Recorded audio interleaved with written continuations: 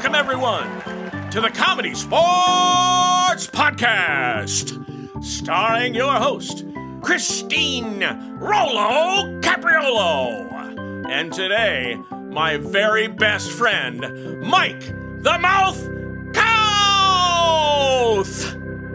Hey, everybody. Welcome to today's ComedySportz Podcast. I'm Christine Rollo Capriolo, and today I'm really excited. I've got Mike the Mouth Kauth. Mike Kauth, thanks for coming in today. My pleasure. Thank you so much for having me. Very excited to have you here today. Yes. You are Mr. ComedySportz. You've been there quite a while, and I'm really excited to hear about it. Yeah. First, though, tell me, where are you from? I am from Milwaukee, so nothing too exciting there. But born there, then moved, and still live now in Menominee Falls. Okay, so suburb of Milwaukee. Got it. Okay. Yeah. And how old were you when you found out you were funny? I would say, you know how like your parents will tell you stories of like when they found out you were funny? Yeah. I think I was 4 years old. Yeah. And I went to the doctor. Okay. Get in there. And the doctor just asked me what my name was. And I said Elmer Fudd. And I thought that was so funny. But the doctor didn't think it was funny. What? He didn't think that I knew who I was. Oh, no. So he was like, no, but seriously, who are you? Stop it. And I was just like, I'm Elmer. Oh. I'm Elmer Fudd. Because like I thought that was funny. But then my mom's like, no, he's 4, he's being silly. He's being funny. Yes. And the doctor is like, I don't know. Does he know who he is or not?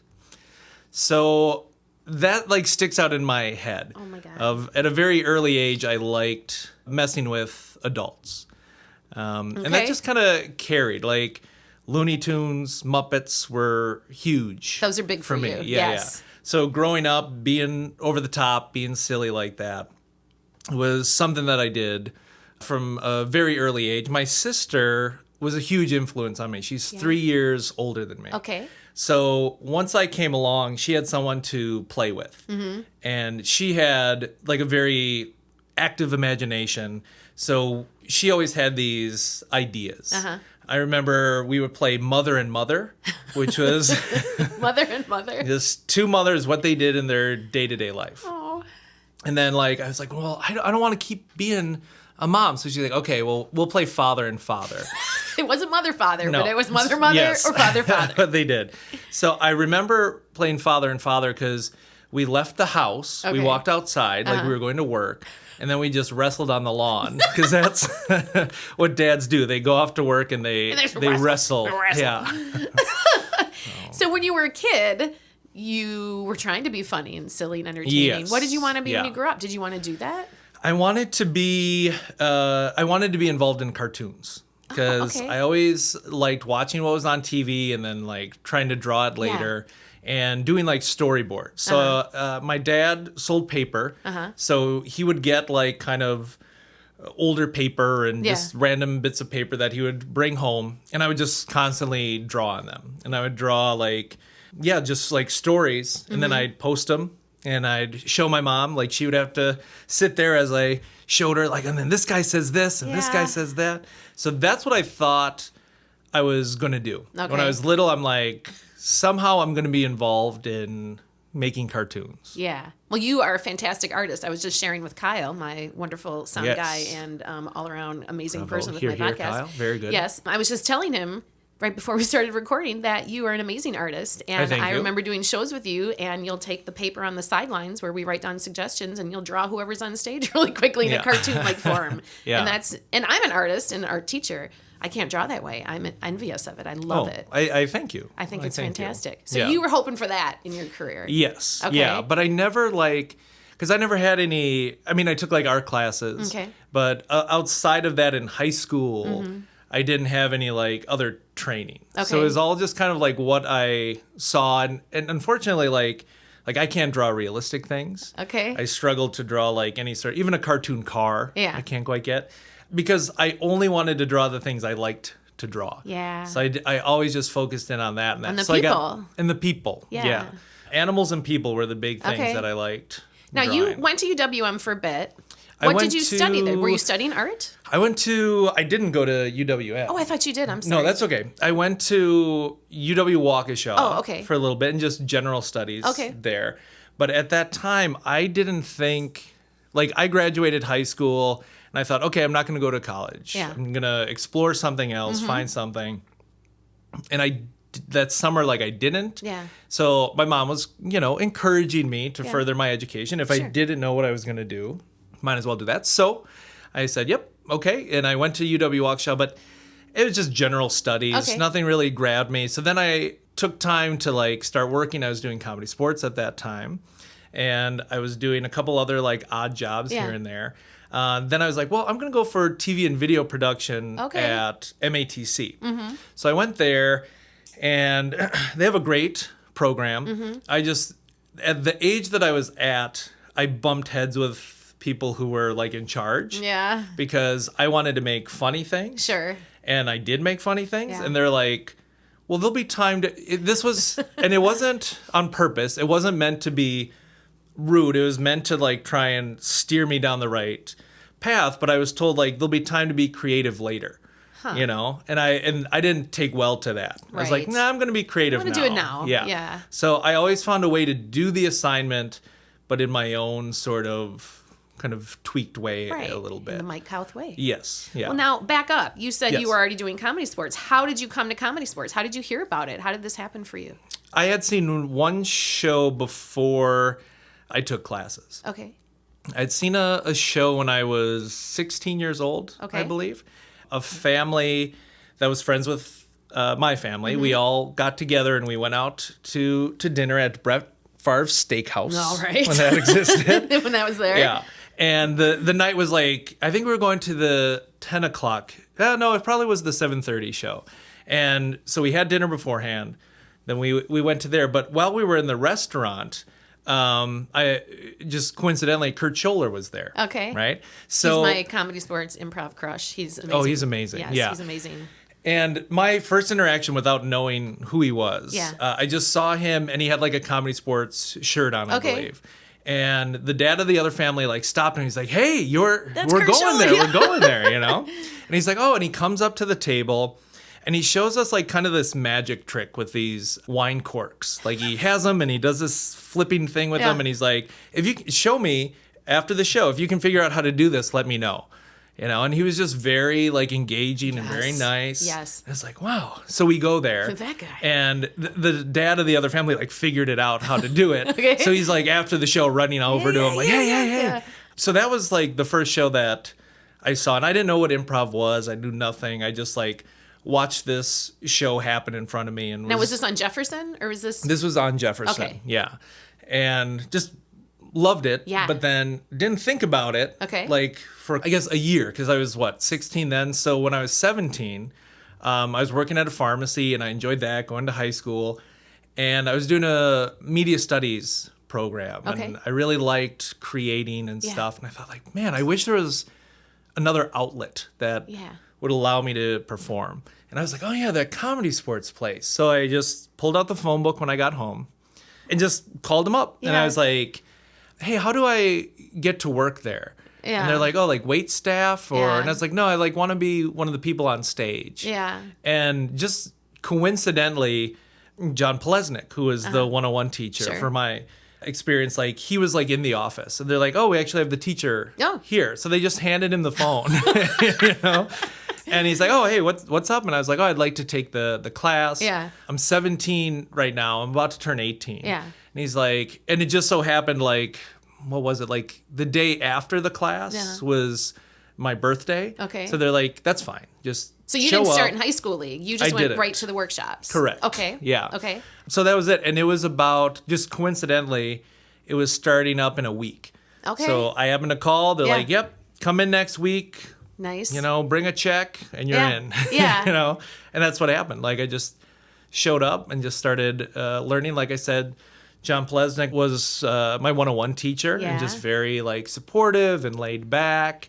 And at that time, it was so different because you had such a mixture of different people taking those workshops. Absolutely. Some of them were like, oh, I just want to be able to speak in front of a crowd. Right. And someone was just kind of like, oh, my friend thinks I'm funny. Yeah. And one guy was like, he wanted to get better at stand-up, like crowd work. Okay. But it wasn't like this thing of, oh, we want to be pro players. Yeah. It was just kind of like, we want to do this to better some element of our life. You know, like we'll take 101 and then probably disappear. Right. You know? So what year are we talking? Where are we here? This is 99. 99? Yeah. Okay. Yeah. So I had turned 18 in 99 and then started taking those workshops. Okay. I've been a part of it ever since. Ever since. Yeah. So you rose quickly in the ranks. I remember you and Dave Tooney together. He must have been in the same class. He was one after me. One after you? Yes. Okay, Yeah. because for some reason, everyone, well, of my age and around ComedySportz remembers you two together, coming up together. Yes. At the same time. So, but you weren't in workshops long. No. Right? No.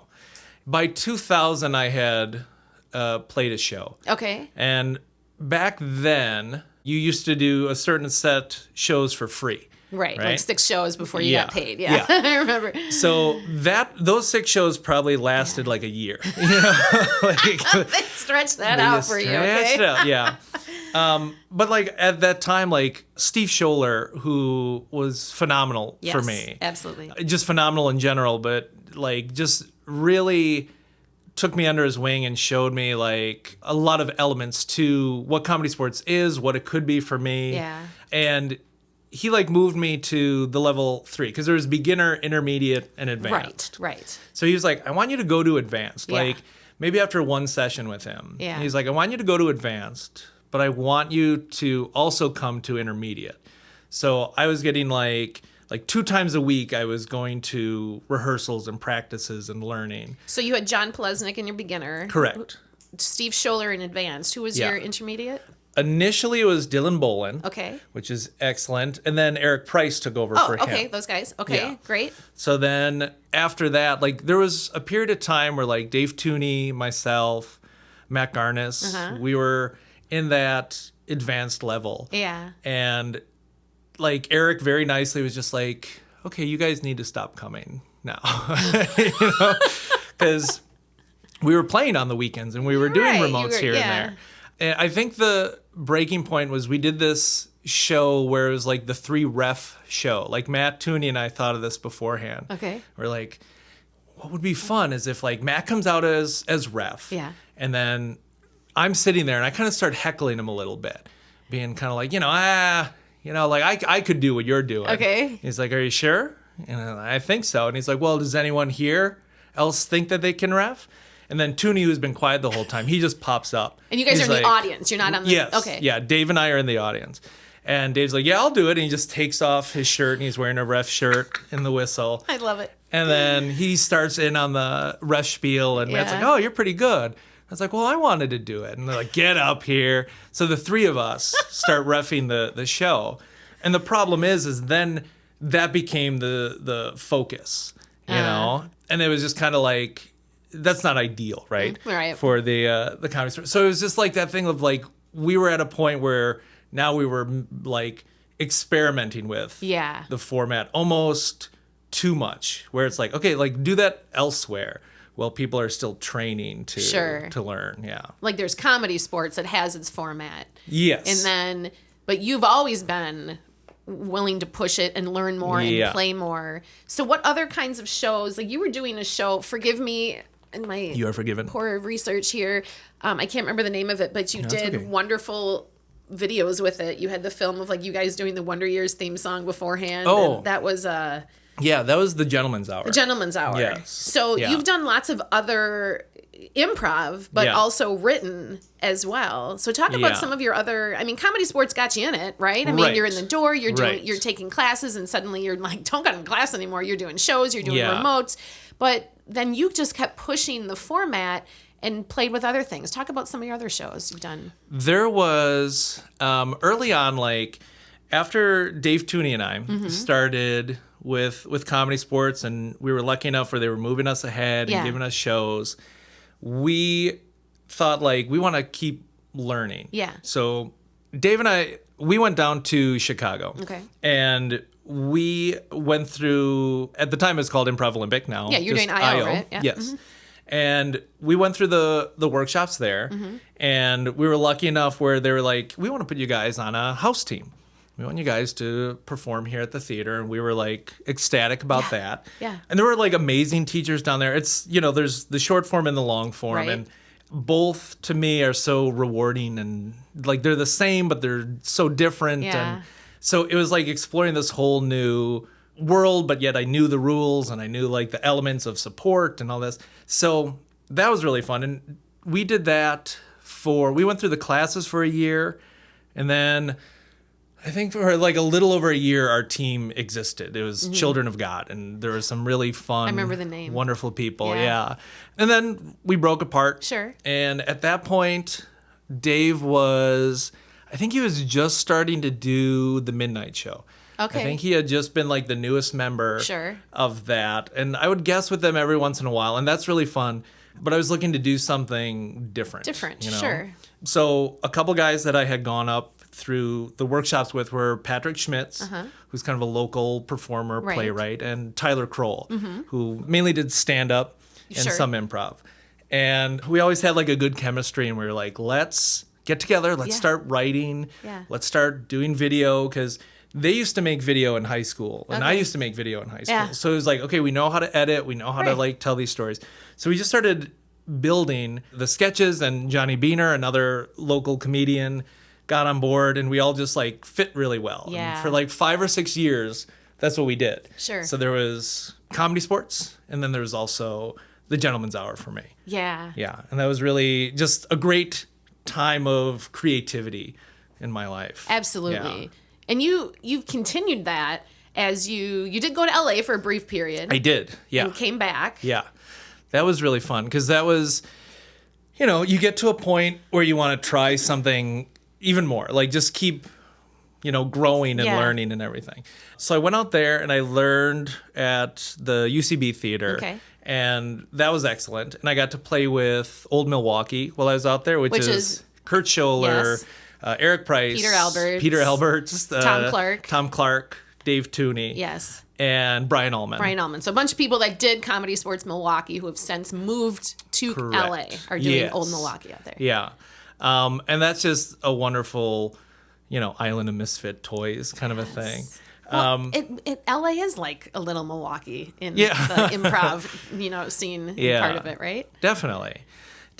And that was sort of like, I always kind of saw it as that wonderful progression where, like ComedySportz felt like my high school education. Yeah. And then IO was kind of like, okay, well, this is college. Okay. And then UCB was like my master's. Your master's degree? Yeah. Okay. So it's just like, because it's all within the same realm. Sure. But it's always just these different challenges and these different hurdles and all this wonderful information. Yeah. So yeah. How has improv changed your everyday life? Like, how has it just changed how you think? And it has made me much more open to take risks and be okay in any situation. Yeah. So it's just kind of like leaning into it as opposed to leaning away from it. Right. Being on stage and living in the moment it feels so freeing that to try and bring that into my actual life as opposed to like kind of, well, all right, I'll be done with work at 4:30, so I'll just wait until 4:30. It's like, no, like, what's happening right now? Yeah. How can I exist? Live in the moment. Yeah. Yeah. And just like supporting people. Yeah. It just within like conversation even of just like listening to people and giving them that like support of like not just like listening, but leading them into like even more story or more detail. And so I think it's made me better socially. Sure. And it's made me feel much more confident in who I am and what I do. Well, talk about your stage presence. You've always been very comfortable. And I like that you just said it's made you better socially, because I think that's something people don't really hit on when I ask them that question. You're right. I mean, it just makes us able to communicate better and, in different situations. Yeah. So you're on stage, or right before you get on stage, do you get nervous? Do you have like like a warm up for your brain to do that? Yeah. I always am nervous before a performance. Okay.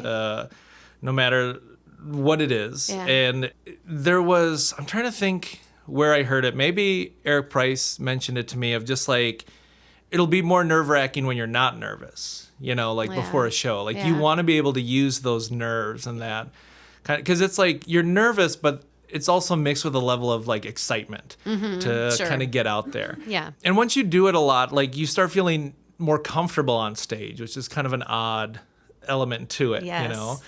And when you're not there, you're just kind of waiting sometimes to get back up there. Yeah. And before a show, I think the most important thing is to connect with the people that you're about to do that show with. Right. Because that, to me, that's the most important thing of just like making sure that we're all at least, I was going to say about at least in the same book, but like you want to be like on the same page as best as possible. And you want to be able to walk out there and know like, I want everyone to feel like I'm going to have their back, and I want to feel like everyone is going to have my back. And regardless of what happens out there, we'll be together, and we succeed together, and we fail together. And regardless of what happens, we're there for each other. Now, how do you do that with someone you haven't played with? Like, you have had the experience of being in the Midnight Show with a group. You've had the experience of doing the Gentleman's Hour. Yeah. You played Old Milwaukee in L.A. Yeah. How do you do that when you show up and there's someone new and you don't know them? And that's, that's something, it's improv, and we all know the games and the rules of the game, and we can play them, but it is a huge difference. A show is so much better when the people know each other, and you know each other's strengths and weaknesses. And so how do you do that with a new person? You show up, you're on the lineups, and boom, you're playing with, Charlie Schwasselberger. Yeah, who's very good for his, And how do you do that? How do you make him know you've got his back, and how do you feel he's got your back? Yeah, if I see someone that I don't know, it's sort of a goal to make sure that I have at least one conversation with this person beforehand, of just like making sure that they know, be it with a smile, be it with a laugh at what they're saying, just something that they know that I'm on their side. Yeah. That we're all, because that's like, comedy sports has that element of like team versus team, but really we're all one big team. Sure. Kind of competing. Which the audience doesn't really, they're not in on it sometimes. Right. Yeah. Yeah. And because that's part of the show. Right. That's the shtick. Yeah. Like it's a competition, but it's not. Right. Yeah. Right. Yeah. Spoiler alert. Oh man. So I think like, because it's in Milwaukee more so than probably any place, like we focus on like volunteers a lot, where we get people who have no improv background or no performing experience. And come on up. Yeah. And the goal with that is always to make them feel good. Right. Like the scene should succeed, and they should be the one feeling that, oh, I got those laughs. Yeah. I did that. I made that work. Right. So much of that transfers like to playing with new people, I think, where it's just, and I'm not saying like, oh, they're like volunteers, but there's I don't mean support. that either. Yeah. Yeah.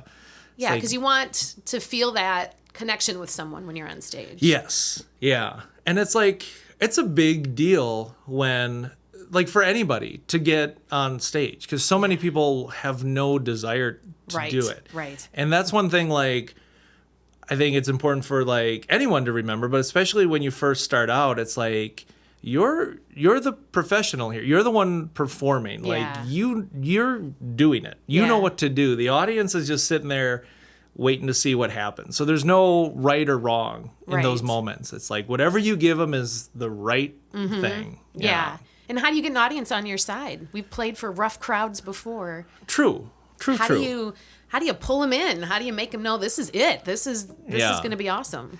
I think that comes across within confidence. Like, I think if you're doing things that you find funny and you're following your instincts, it'll land. It'll win them over. You don't, if you back down, then they're probably going to win. You know what I mean? Like, if you give them a reason to not pay attention to you, then they won't. But if you just like keep confident, keep big, just focus on your scene partner and making things work, like, it'll succeed. I would say like 8 out of 10 times, like that'll work, because sometimes, I did a show with two improvisers, Matt Garnis and Dave Lane. And it was probably the roughest show. We did like a really fun, great show in the morning. And then in the afternoon, we went to this other show. And interestingly enough, they both were like involved in marketing. Okay. And the first one was like, just people were so happy that we were there and just like so thankful and so ready to laugh. And then the next one we went to was in the back of this restaurant where they just had like sort of a half wall separating the party from the rest of the restaurant. Right. So a lot of noise coming in. They had all been drinking for like 3+ hours. So they're all 3 sheets to the wind, just stumbling around, celebrating. And then it's our time to go on, and they don't want to introduce us or anything. They're like, just start your show. Just go. Oh, God. So we start, but like the whole party, they bring out the food. So people are going through the buffet line. And it's just like, boy, like, what's going on here? Like, but we didn't back down. We just hit them hard, did our best. And we had like a group of people then that started coming over and watching it. Sure. So even though there was like probably 200 people there, you know, and like we had 50 of them. Yeah. 4 strong fans. But that's the thing, is you find those people who want to laugh and be there, and you make that the best experience for them possible. Well, and those are different shows. I mean, a Very remote, much so. Yeah. where people from sports are hired to go to like a Christmas party for this bank business, or you know, and so some people don't know you're going to be there. Like you said, the food was suddenly brought out, or you're in the back of a restaurant, no stage, no mics, and so it's really, those can be super tough. They can be super tough, and they've been some of my favorite like kind of experiences and stories, because it's one of those things like every show makes you stronger. Oh, right? for sure. Like for if it's a good show, if it's a bad show, mediocre show, like you learn all the time from every show that you do. And the show that's probably the weirdest, Bill Bartell and I did a show on a bus. On a bus? On a bus, like just between seats. You know, and I'm a big guy, so it's like the two of us basically standing there, you know, nose to nose, doing improv scenes. I don't understand. Why were you on a bus? It was like a private show. Okay. And was it like a bachelor party going from bar to bar in a bus? Is that what you mean? No, it was like a company. It was like a company outing. Yeah. And we were up near Green Bay, I'll say. I could be wrong about that. And we were driving to Milwaukee. Okay. So I would say it was close to like a 2-hour drive. Okay. So I think Green Bay might be a little farther than that. But they wanted entertainment because like they were going on a like brewery tour in Milwaukee. Okay. But they worked near Green Bay. So they drove us up to Green Bay area. And then it was actually 2 buses. Eric Price and Tim Higgins were on one. And Bill Bartell and I were on the other. Okay. And Bill and I ended up having like a really fun show. Like we just ended up having like where everyone on the bus was into it. We had like microphones, and at an hour, Bill was like, "Thank you so much." Thank you. You know, we'll be up here. Yep. Then we just sat down and waited till we got back to Milwaukee. And it was just that thing of, because if you can imagine, like you have no room to move, but we're still doing like blind line. You know, we're still doing, and because I put on headphones and just blasted music so I couldn't hear I've the never suggestions. heard this. I love it. Yeah. Because I've done like shows on boats and and that's fine. It's a little odd because you're rocking back and forth, you know, but it's always interesting when you do shows in people's living rooms or basements. Yes. Yeah. Where you have to take off your shoes. Right. Come on in. Hi, I'm Mrs. Patterson. So all that stuff, you just like learn. And like I say, you just, that thickens your skin of just like feeling, because like, yeah, you can drop me anywhere. And it's like, once you've done a show on a bus, it's like, I'm up for the challenge. You've done it, man. Yeah. You've hit it. That's the big time. So how do you come back from, and it changes over our time doing this. When you first begin and you do a crappy show, it might be for different reasons. Maybe you're intimidated by the people who played for a while, or it was a weird audience, or you just weren't feeling it. Yeah. To now, when you do a show that you might not feel so great about, you have a way of bouncing back from that. Sure. How do you do that? How do you bounce back from those moments where you're like, oh my God, what am I doing? I try and remember that improv is disposable. So it exists in that moment. That's why it's so important to like focus and live in it while it exists. Yeah. Because it's not going to exist again. Right. So you might as well enjoy it for better or worse when it's happening and make the best of it. So it's like, if it's a great show, excellent. Well, it's over. Okay. Yeah. If it's a bad show, too bad. But it's done. It's over. It's done. All shows come to an end. And that's why I think it is that important element of making sure that we're doing the best we can. And that's the thing, is sometimes it may not always be your best, but as long as you try your best, then you're solid. You know, it's just like one of those things, like, it's so easy when you start off to, and I still do it. I'll get stuck in my head thinking about, I could have said this, or, I could have supported better, or, that was a setup and I missed it, or this and that. But ultimately, like, the more shows I've done, and just kind of this concept of how huge the universe is, right? And how small we are, that it doesn't ultimately matter. Right. So make the best of it. And, you know, comedy is subjective. Sure. Not everybody's going to find everything funny. But as long as you do your best and do what you can, I think that being confident and supported is important. You know, be confident but humble. And be supportive but assertive. Yeah. So it's those kind of, Well, and you've gotten into the education realm at ComedySportz. You've taught for years. Yeah. You've taught workshops. You've created new groups and kind of coached new groups and done new different kind of shows. So talk about your improv education philosophy. How do you go about teaching a room full of people? Maybe it'd be 101, people who've never done this, versus you're pulling together people who've done this a while and you want to make a new team.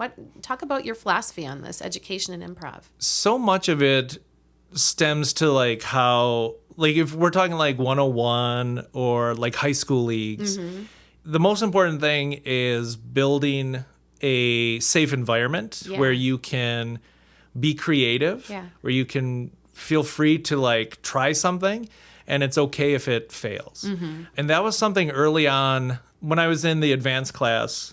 Eric Price brought in Mundy Carter. And he just so talented. What happened to that guy? Where is he? This I do not know. Okay. I didn't know him very well. Oh, he was great. He is, yeah. And he was like, we should celebrate, like, in a workshop environment. He was talking about, and maybe his thought would be in shows too, but in the workshop environment, he's like, we should celebrate the failure of a scene just as much as we celebrate the success of a scene. Because it's like, we're trying something. Right. We're putting ourselves out there, and we should never feel bad about that. Because you have to learn from it. Correct. I mean, that's true. You know, I'm a teacher. That's true. I want my kids to fail so they learn from it. But they're afraid to fail. Right. So I like that philosophy of let's celebrate it. Yes. Yeah. So I try and bring that element to it. And I believe, like, anything that you need to give a note on, or like, quote unquote, like, correct a behavior, whatever, like that, it can be done in a positive, supportive way. Right. And that's really important to me, that everybody feels it's okay to fail, but also it's like encouraging the creativity and the successes. Just as, you know, it's all important. You just want people to feel good about it, because we do this whole thing because it's something inside of us that we want to share. Yeah. So in order for that to grow, there needs to be some nurturing, and there needs to be that element of it. And the more you grow and the more you learn, then you can start like kind of figuring out more about improv. I think there's a learning curve of like 5 years with improv. And that's just my opinion. I'm just like, I think it takes you 5 years before you start feeling like yourself on stage, you know, kind of your strengths, your personality, what you're good at. Like, it takes that 5 years to really hone in on who you are. Yeah. So what do you think has changed since when you started doing this back in, you said like 99? Yeah. Till now? I mean, obviously you have changed because you're human and we all grow and change and learn. Yeah. But what's changed, like, you know, and you see newer players come up. What do you see that's different? I see that there's an element where they're more comfortable in taking a beat on stage. Like, it's okay to have that moment of silence, of feet planted in reality a little bit. I feel like when I started, like, scenes would, like, boom. Yeah. Like, you'd be at 60 miles the moment it started, you know? Right. And now there's kind of, like, that focus, like, okay. And not that it wasn't there before, but just, like, taking time, like, let's set up our who, what, where. Yeah.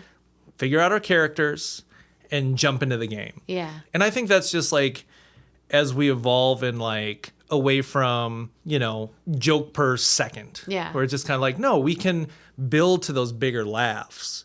Like, there can be a payoff in building in, like, you can build a little bit of tension within a scene before you just, like, hit the joke. Because comedy sports, it is. Like, you want a lot of jokes in there in scenes. And you want to be careful of, like, because jokes can, like, sabotage a scene in a way. Yeah. So you have to be careful of, like, the timing with that. And you have, like, split seconds to decide what's happening. It's quick thinking. Yeah, for sure. So through all the things you've done and learned about and taught and played with and videos and writing and everything you've done, what is your dream show? If you could go, whether it be the Comedy Sports Arena or any sort of theater, what is your dream show? Do you have an idea of something you would do that just you've been kind of thinking about, batting around, that hasn't been done? I kind of did a dream show. What was it? Talk about which was called Band Reunion. Okay. So I got some of my favorite improvisers together who I've known for quite a while. I must have been busy that night. And you were very busy that night. But they were also musically inclined, like Rolly Cafaro. Oh, yeah. He's great on piano. I had Mark Redlick. Oh, guitar. On guitar. Yeah. And we got together and did an improvised band reunion, right? Oh, my God. So we met and, like, built the Bible of the band beforehand. And we wrote riffs, so we kind of knew what it was. Nice. And then we just got, like, song titles from the audience. But we would be like who's a super fan that remembers the B-side of album, so-and-so. And then whatever they tossed out would be like, yep, that's right. That's right. Mark, you remember that one, and then we would just start, and then he would make up the lyrics. Improv music. Yes. That's incredible. And I kind of put the team together, but that was, like, Mark Redlick's so great at that. Like, he's oh my God, yeah. Talented musician, quick improviser. So it was a joy to do that. At this point, like, I daydream about doing shows where, in a similar vein of just like, let's get a group of just fun people together and put on a show. Yeah. And have it be this rotating thing. And we can do different types of long form. We can do a short form game here and there or whatever. So I do mess around with that in my head, trying to figure out how to present that and make it unique enough to pull in crowds. Right. Because that's always my biggest struggle, is how do you get people in the door to see these various shows and projects. And now there are so many different groups and so many different shows. I mean, years ago, it was just Comedy Sports. Yeah. Or an offshoot like the Alewives, the Dead Alewives, or the Midnight Show, but it was just Comedy Sports and various stand-up around town. But now you hear about all these different shows that people are trying. I think it's a super fun time to be doing improv and trying things. And like you said, who cares if you fail? Learn from it and, try something else. Yeah. That's the number one thing that I think you're amazing at. You'll just keep trying stuff. Oh, thank you. And having fun. I think it's great. What's your favorite game at Comedy Sports? My favorite game. What do you love to play in a show? I always enjoyed replay. Replay. Yes. Yeah. Because you get to just kind of stretch muscles that there's no really there's other games that I suppose you could, because you can kind of mix any game together, I suppose. Sure. But like that thing of like, okay, try and do this in this kind of movie style, or try and do it with these emotions. And I just love the challenge of that. So there's a setup scene, and then it gets replayed multiple times with different suggestions. Yes. What's your favorite endowment to do? Is it emotions? Is it accents? What's your most comfortable? I like the things that I don't expect, if that makes sense. Like, if we get a theater style that I'm not quite sure of. Yeah. And it's kind of up to my interpretation. So you like the challenge. Yeah. Yeah. Which is awesome that you've reached that point. But I think it's always been in you. You've always like pushing the limit and figuring things out. I do. And I think like, because it's one of those things where that's where it's nice to have like, if you're doing a replay and it's kind of like, okay, give us 3 different animals. And then it's like, well, okay, how do you work those animals into this scene? Right. If it doesn't go that well, it's like, okay, well, give us 3 emotions next. Right, let's try something else. That will work. Yeah, exactly. Yeah. The great thing with comedy sports is there's these elements built in that we know after doing it for years, like that work. Yeah. You know? So it's kind of like, let's not go to those right away. You know, the challenge of it is what I find rewarding. And I think an audience, you know, they know you're making it up. Yeah. And I think often they'll appreciate the more you challenge yourself to do something. Yeah. Yeah. I think they do. I think they appreciate it. And then when you succeed, it's just so great for them. Right. They're like, oh my God, they did it. That was so amazing. I put some strips of paper in front of you here, Mike. Before we end, we're going to play a couple games here with you. Perfect. I want you to pick 2 of these. These are all different comedy sports games. Oh, okay. As our listeners may or may not know. I want you to pick 2 and tell me which one you'd rather play. A 2. Okay. What do you got? I have foreign movie. Okay. And I have Oscar-winning moment. Oh, talk about those. Oscar-winning moment's a weird one because you know how games like will go through, all of a sudden you don't see a game for a long time, and then all of a sudden you see it like all the time. Yes, they go through. You're right. Yeah. Yes. It's like so Oscar-winning moments, like I have no problem playing it. I always I get anxious with it because I feel like there's such a pressure on be funny now. You know, where it's kind of like you're doing a scene and then all of a sudden like Christine, Oscar-winning moment, but it's like Christine, be funny, you know, be dramatic and funny, like at the same time. Yeah. So it's a scene and the ref will yell out, Christine, Oscar-winning moment. Yeah. And then I will have to go and create this Oscar-winning moment in the middle of the scene that's happening. Yeah. Yeah, you're right. Those ones that put you on the spot. Yeah. When it's just you as opposed to knowing your team's around you. They're still there, but you're right. Yeah, Kauth, now, funny. Yeah. Yeah. So I always find that to be a little create anxiety. Because, like, I can't help, like, anytime one of my teammates or someone even from the other team, like any improviser I'm with, anytime they're like up at bat, I want them to hit a home run. Right. Like I'm so rooting for them. I want them, and like I just want them to feel good about what they've done. Yeah. You know, so that's where the anxiety. It's like I want you to feel good about the Oscar-winning moment you did. I want you to feel good about the scene. Yeah. Like because all that like just it makes me feel good when I see someone score. Yes. That feels good. Yes. Yeah. And foreign movie, I enjoy foreign movie with an audience volunteer. Yeah. Like, that's my favorite thing to see, again, them succeed. Sure. Like, you bring them up, and then it's kind of like, okay, the play is, let's get the volunteer the ball. Right. Let's make sure that they get the ball and that they score. Yeah. And the whole time, like, even if, of course, the players are getting laughs, but ideally it's facilitating that volunteer. Right. So that's my thought on those games. Which one would you rather do? Well, I guess out of these 2, I asked for a redo. But you like them both. You'll do anything. I think Oscar-winning moment might work better for the podcast. Well, we're not literally going to play it. Oh, okay. Just if you were doing a show. Oh, okay. Which one would you rather go to? I would do foreign movie. Foreign movie, yeah. Even though, like, I don't think I'm strong at it.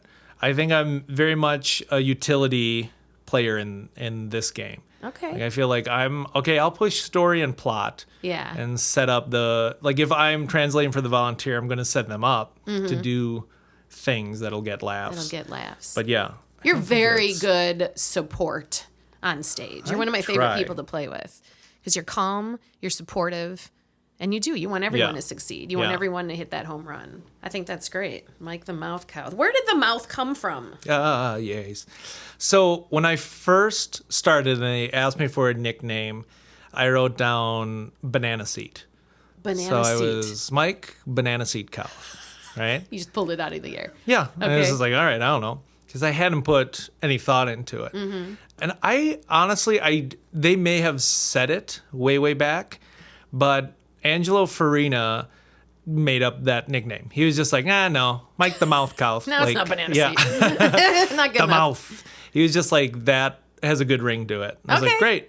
And so that just stuck. Like he just one day introduced me as Mike the Mouth Kauth. That was it. And it was like, okay, great. And it felt like an honor for Angelo to do that, you know. Well, that's what's great about nicknames. Like you can't make it up for yourself. It has to be given to you. Yeah. And so I like that. You're right. An honor from Angelo Farina, R.I.P., that he gave you a nickname. All right, Mike, pick 2 of these Would You Rather cards. We really want to get to know you now. Would you rather... Would you rather fall face first into a pile of dog doo? Or eat French fries that were deep fried in sweat?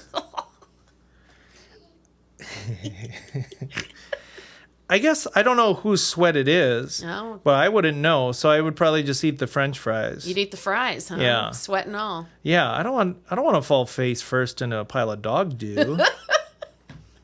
It's not your scene. No. We're gonna try something new with you here before we take off here, Mike. You're the first person I'm trying this with. Something we did long ago at Comedy Sports, the old Game-O-Matic. Yeah. We very rarely did it. Sometimes it was go to the bucket as a captain and just pick a random game out of the bucket and play it. But Game-O-Matic is where we would get a suggestion from the audience, and the team would have to make up a game on the spot. Yes. I think you're the one to be the first. You are the one. To make up a game on the spot. On the spot. Are you ready? You are the one. Okay. Yes. I'm going to go to my word draw app that Kyle, the brains behind the operation, put on my phone. Fellow. And here we go. I want you to click next, and the very next word is your suggestion for your game. What is Alarm. it? Alarm. You're creating a game now. With alarm as your it's suggestion. Just alarm. Okay.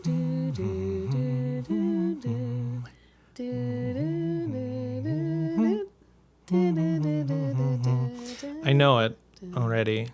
Now don't take a real game and pretend it's new. Oh, I will not. All right, because I'll know. I will not. The game would be you get a suggestion, you start doing a neutral scene. Okay. And one team? One team. Okay. One team is doing it, 3 people. And every time the ref blows the whistle, it's like an alarm is going off. Okay. And you have to come up with an emergency that you have to take care of right away. Okay. So then you take care of that. And then at any time, even on top of that emergency, the ref can blow the whistle and a new emergency occurs. So it's a scene game. It's a scene game. With random whistle blows saying you have to bring in an emergency. Yes. That heighten the scene with an emergency. Nice. And ideally, nothing too tragic. So it could be a silly emergency. Correct. Give me one emergency. One emergency. Oh no. All the zipper flies in the world have disappeared. People are stuck in their pants. Gotta get them out. Oh my God, what are we gonna do? Oh, I had a big lunch. I can't get my pants off. Oh man. Mike Kauth, it has been a pleasure talking to you on this podcast.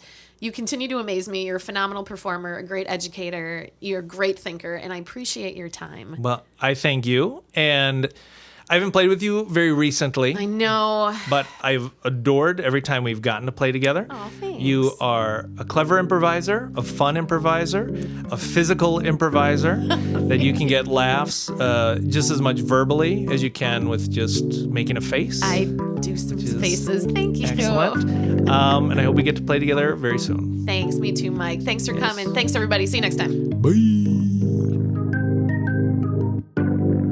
The Comedy Sports Podcast is produced and engineered by Kyle Hanneken. Our announcer is Mr. PJ Rockwell. Feel free to like us on Facebook and follow us on Instagram. Comments and inquiries can be sent to the ComedySportz Podcast at gmail.com. Created and hosted by me, Christine Rollo Capriolo. See you next time.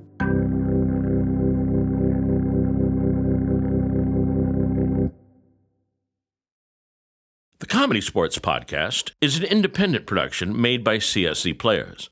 The views and opinions expressed by the podcast host and any guests are their own and do not represent the views and opinions of any CSz location or CSz Worldwide.